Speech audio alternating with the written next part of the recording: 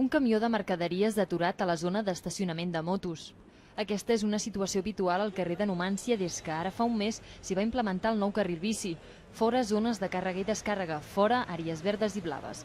Els transportistes tenen dificultats per proveir els petits comerciants, que diuen que els clients no poden aparcar i ja no s'hi aturen. Esto ha sido un absoluto despropósito. Es prácticamente imposible. Si las cargas y descargas más cercanas que tenemos están en unos carriles que están muy alejados de esta zona del barrio. Per descarregar, la gent que es porta mercaderia, els clients que passen i paren un moment ja no poden parar. Davant d'aquesta situació, l'Ajuntament ha anunciat avui que es planteja una nova zona d'estacionament que els pugui facilitar la feina. Però els problemes persisteixen també per altres. Els veïns es queixen que amb la reforma han desaparegut moltes àrees verdes en un barri on no són abundants.